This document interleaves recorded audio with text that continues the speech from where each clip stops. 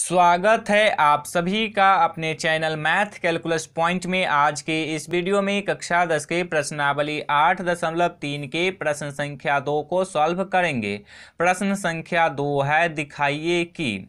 प्रश्न संख्या 2 में टोटल 2 प्रश्न है। पहला प्रश्न है tan 48 degree, tan 23 degree, tan 42 degree, tan 67 degree बराबर 1।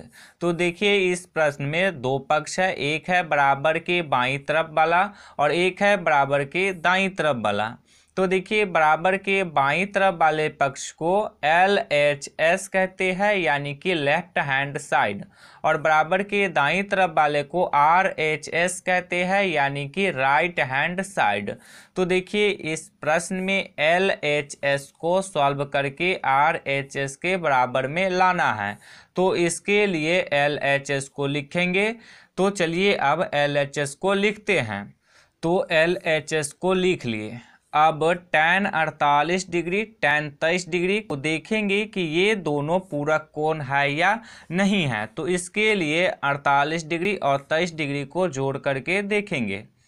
तो 48 डिग्री और 23 डिग्री को जोड़ेंगे तो 8 और 3 हो जाएगा 11 का 1, हाथ में 1, 4 2 6 और 1 7। तो देखिए ये दोनों को जोड़ते हैं तो 71 डिग्री हो रहा है। तो ये दोनों पूरक कोण नहीं है। अब tan 48 डिग्री और tan 42 डिग्री को देखेंगे। तो इसके लिए 48 डिग्री और 42 डिग्री को जोड़ेंगे तो 8 और 2 हो जाएगा 10 का 0, हाथ में 1, 4 4 8 और 1 9। तो देखिए ये दोनों कोण को जोड़ते हैं तो 90 डिग्री आ गया, यानी कि ये दोनों कोण पूरक कोण है। तो tan 48 डिग्री और tan 42 डिग्री को एक साथ लिख लेंगे। तो लिख लेते हैं tan 48 degree, tan 42 degree, tan 23 degree और tan 67 डिग्री को अब एक साथ लिख लेंगे, tan 67 डिग्री। अब देखिए ये दोनों पूरक कोण हैं तो इसमें से किसी एक को तोड़ेंगे। तो चलिए हम tan 48 डिग्री को तोड़ते हैं। तो इसके लिए अब लिखेंगे tan 90 डिग्री माइनस। अब देखिए 90 डिग्री में से कितना घटाए कि 48 डिग्री के बराबर हो जाए। तो अब देखिए यहाँ है 42 डिग्री, तो 90 डिग्री में से 42 डिग्री को घटाएंगे तो 48 डिग्री के बराबर हो जाएगा। तो अब माइनस में लिख देंगे 42 डिग्री। tan 42 डिग्री है तो लिख देंगे tan 42 डिग्री। अब देखिए इन दोनों में से किसी एक को तोड़ेंगे। तो चलिए हम tan 23 डिग्री को तोड़ते हैं। तो इसके लिए अब लिखेंगे tan 90 डिग्री माइनस। अब 90 डिग्री में से कितना घटाएंगे तो 23 आ जाए, तो 67 डिग्री है तो 67 डिग्री को घटाएंगे तो लिखेंगे माइनस 67 डिग्री। अब है tan 67 डिग्री तो लिख देंगे tan 67 डिग्री। अब देखिए सूत्र होता है tan 90 डिग्री माइनस थीटा बराबर cot थीटा। तो यहाँ थीटा है तो ये हो जाता है cot थीटा। तो देखिए प्रश्न में है tan 90 डिग्री माइनस 42 डिग्री। तो यहाँ 42 डिग्री है तो ये हो जाएगा cot 42 डिग्री। tan 42 डिग्री है तो लिख देंगे tan 42 डिग्री।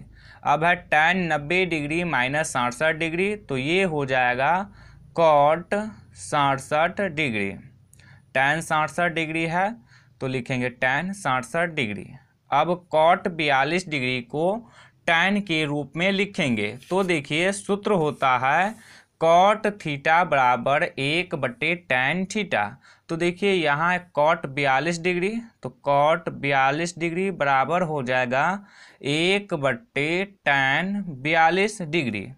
तो अब यहाँ पे लिख देंगे 1/tan 42 डिग्री।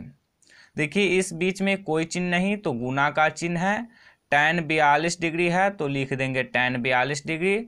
अब देखिए ये है cot 67 डिग्री, तो इसको भी tan के रूप में लिखेंगे।